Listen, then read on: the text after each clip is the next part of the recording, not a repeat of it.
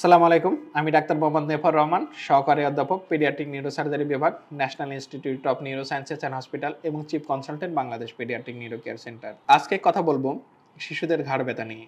শিশুদের ঘাড় ব্যথা কি মারাত্মক কোনো রোগের লক্ষণ হতে পারে কিনা? আমরা অনেক সময় দেখি শিশুরা ঘাড়ের ব্যথা করে, ঘাড়ের পিছনে ব্যথা করছে অথবা ঘাড়ে ব্যথার সাথে, সাথে অন্যান্য উপসর্গও থাকতে পারে। এই ঘাড় ব্যথা মারাত্মক কোনো রোগের লক্ষণ কিনা সেগুলো নিয়ে আলোচনা করব। সাধারণত শিশুদের ঘাড় ব্যথা কি কারণে হতে পারে? দেখা যাচ্ছে শিশু খেলতে গেল, খেলতে গিয়ে ঘাড়ে আঘাত পেল, সেই ক্ষেত্রে ঘাড় ব্যথা হতে পারে। অথবা শিশুর ভেতরে ব্রেনের ভিতরে কোনো একটা রোগ, যেটাকে দেখা যাচ্ছে ব্রেনটা আস্তে, আস্তে নিচে নেমে আসে, যেটাকে আমরা কিয়ারি ম্যালফরমেশন বলি। কিয়ারি ম্যালফরমেশন অনেক সময় কিছু শিশু ঘাড় ব্যথা নিয়ে আমাদের কাছে আসতে পারে। কিয়ারি ম্যালফরমেশনের ব্রেনটা নিচে নেমে এসে স্পাইনাল কর্ডের উপর চাপ দেয়। যেমন শিশুর ঘাড় ব্যথা সাথে মাথা ব্যথা এবং হাতের শক্তি চলে যেতে থাকে, অনেক সময় পায়ের শক্তি চলে যেতে থাকে। সুতরাং কিয়ারি ম্যালফরমেশন হলেও শিশুর ঘাড় ব্যথা করে। আবার দেখা যাচ্ছে কোনো সময় ঘাড়ের কোনো হাড্ডি এলোমেলো হয়ে গেল। ঘাড়ের নরমাল হাড্ডিগুলো সাধারণত একটি সুন্দর করে সাজানো থাকে। আল্লাহ আমাদের ঘাড়ের হাড্ডি যেগুলো দিছে, হাড়গুলো, সেগুলো একটা সুন্দরভাবে অ্যালাইনমেন্ট বা সুন্দর করে সাজানো আসে। এই ঘাড়ের হাড্ডিগুলো যদি কোনো কারণে এলোমেলো হয়, সেই ক্ষেত্রে দেখা যাচ্ছে ঘাড়ের মধ্যে, হাড্ডিগুলোর মধ্যে দিয়ে স্পাইনাল কর্ড গেছে, সেই স্পাইনাল কর্ডের উপর চাপ তৈরি করে। স্পাইনাল কর্ডের উপর চাপ তৈরি করলে শিশুরা সাধারণত ঘাড় ব্যথার সমস্যা নিয়ে আমাদের কাছে আসে। সাধারণত এই রোগকে আমরা এএডি বলি, অ্যাটলান্টো অ্যাক্সিয়াল ডিসলোকেশন, যা শিশুদের সাধারণত একটু বেশি হয়ে থাকে। অনেক সময় ঘাড়ের হাড্ডি, ঘাড়ের 1 আর 2 নাম্বার হাড্ডির তারতম্যের কারণে, এলোমেলো হওয়ার কারণে এই রোগের তৈরি হতে পারে। এই রোগ সাধারণত অপারেশনের মাধ্যমে চিকিৎসা করা হয়। এরপরে যদি কোনো কারণে ঘাড়ের যে স্পাইনাল কর্ড আছে বা স্পাইনাল টিউমার হয়, স্পাইনাল টিউমার হলেও সেক্ষেত্রে ঘাড় ব্যথার সমস্যা নিয়ে আসতে পারে। অথবা দেখা যাচ্ছে অ্যাক্সিডেন্টের কারণে ঘাড়ে কোনো আঘাত পেয়েছে, সেক্ষেত্রেও ঘাড় ব্যথার সমস্যা নিয়ে আসতে পারে।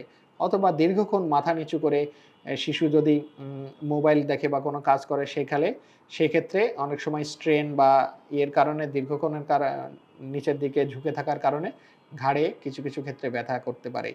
এখন এই ঘাড় ব্যথা, কিছু ঘাড় ব্যথাগুলা কোনো সাধারণত নিয়মের পরিবর্তন এবং ঔষধের মাধ্যমে চিকিৎসা করা যায়। কিছু ঘাড় ব্যথার জন্যে আবার অপারেশন প্রয়োজন হয়।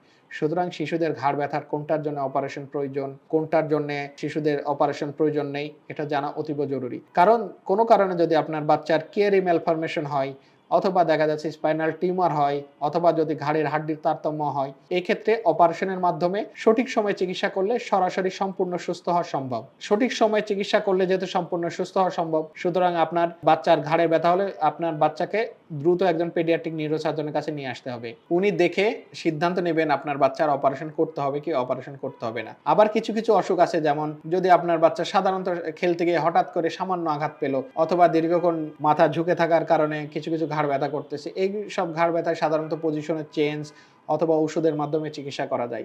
সুতরাং আপনার শিশুর ঘাড় ব্যথা হলে কখন ঔষধের মাধ্যমে চিকিৎসা করতে হবে, কখন অপারেশনের মাধ্যমে চিকিৎসা করতে হবে, এটা জানা অতীব জরুরি এবং শিশুর সুস্থতার সাথে সম্পর্কিত। সঠিক সময়ে যদি চিকিৎসা করা যায়, শিশুর সুস্থ হওয়ার সম্ভাবনা অধিকাংশ ক্ষেত্রে বেড়ে যায়। সুতরাং আপনার শিশুর ঘাড় ব্যথা হলে আপনি দ্রুত একজন পেডিয়াট্রিক নিউরোসার্জনের কাছে নিয়ে আসুন।